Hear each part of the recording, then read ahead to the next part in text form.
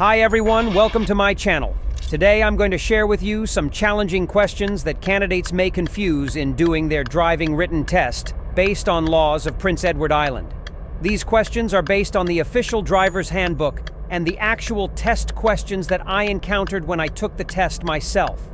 I hope this video will help you prepare for your test and avoid some common mistakes. The first question is, what should you do when you see a signal device or a person holding a flag at a railway crossing? Warning of an approaching train? A. Stop no less than 5 meters or 15 feet from the nearest rail to be well clear of the train. B. Stop not less than 1.5 meters or 5 feet from the nearest rail. C. Slow down and proceed with caution. D. Ignore the signal and proceed. The correct answer is B. When you see a signal device or a person holding a flag at a railway crossing, warning of an approaching train, you should stop not less than 1.5 meters or 5 feet from the nearest rail to be well clear of the train. This is to ensure your safety and the safety of others around you. If you don't stop, you could hit the train or cause a collision with another vehicle. The second question is, what kind of sign is attached to vehicles that are unable to attain a speed of 40 km/h or higher when operated on the highway? A. A sign that says farm tractor. B. A sign that says no passing zone. C. A sign that says speed limit 40 km/h. D. A sign that says slow moving vehicle. The correct answer is D. When vehicles are unable to attain a speed of 40 km/h or higher when operated on the highway, they are required to display a sign that says slow moving vehicle. This is to alert other drivers that the vehicle is moving slowly and to take appropriate precautions. Examples of such vehicles include farm tractors and other vehicles that are not designed for high-speed travel. The third question is, what should you do before leaving your car parked on a downgrade? A. Turn wheels straight ahead and set your parking brake. B.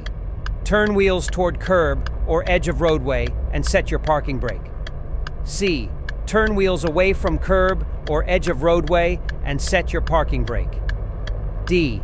None of the above. The correct answer is B.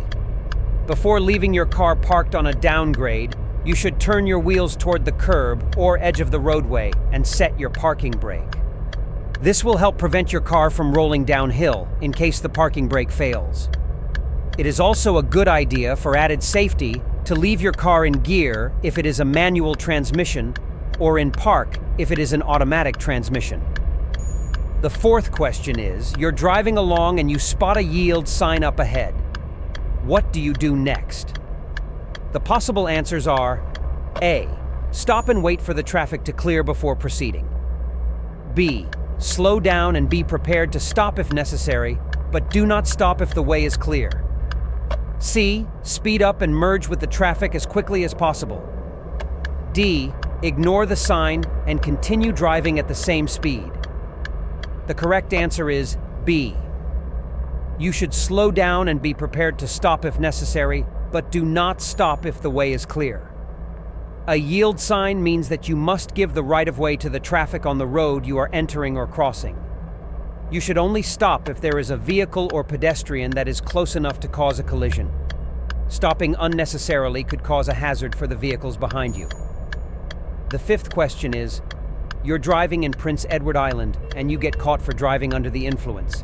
How long will you lose your license for? The possible answers are A. 24 hours. B. 3 months. C. 1 year. D. It depends on your blood alcohol level and the number of offenses. The correct answer is D.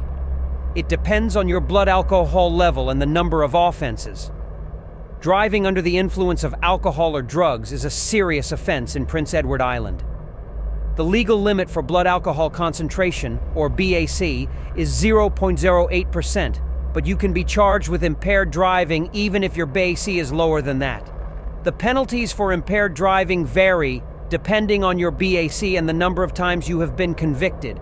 For example, if you are a first-time offender and your BAC is between 0.08% and 0.16%, You will lose your license for 1 year, pay a fine of $1,000, and have to attend an alcohol education program.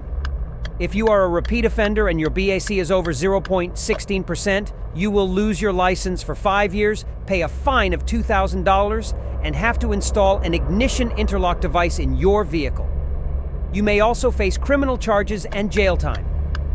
The sixth question is, you're in the graduated driver licensing program and you get pulled over for not wearing your seatbelt.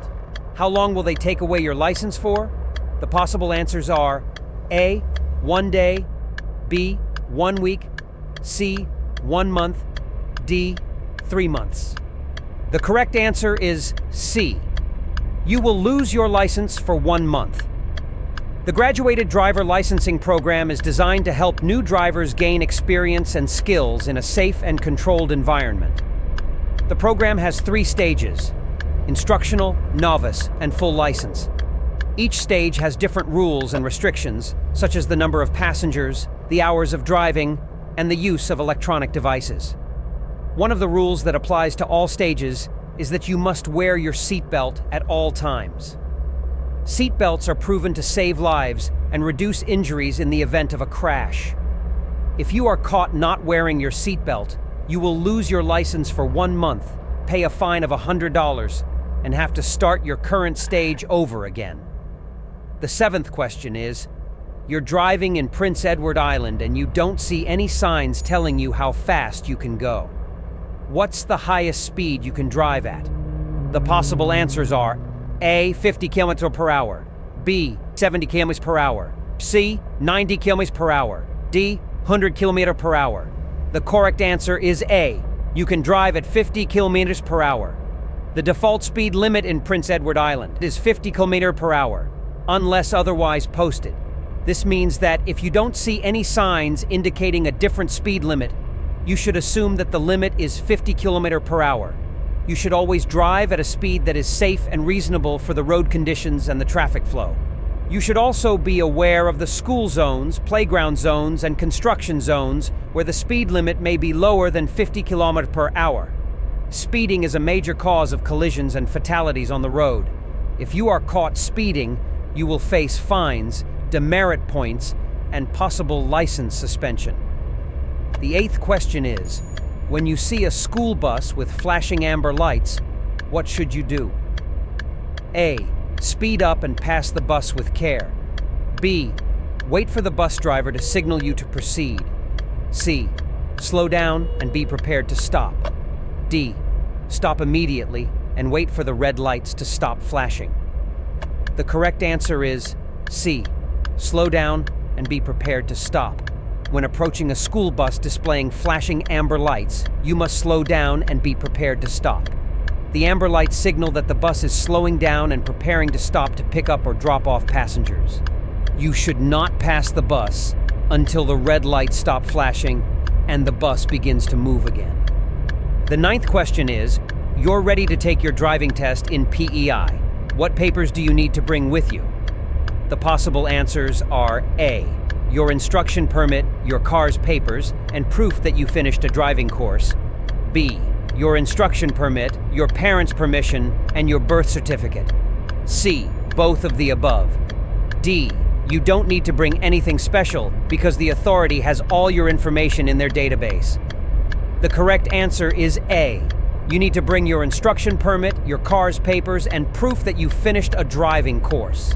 This is because the PEI Driver's Handbook states that these are the documents you need to show at the time of your driving test.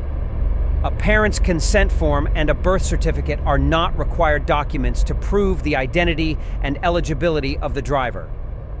The only document that is required to show the age and identity of the driver is a valid instruction permit, which can be obtained by anyone who is 16 years of age or older. The instruction permit also proves that the driver has passed the written knowledge test and the vision test, and is eligible to take the road test. Therefore, a parent's consent form and a birth certificate are not necessary for the driving test. The authority may not have all your information in their database, or it may be outdated or inaccurate. Therefore, you should always bring the required papers with you to the driving test.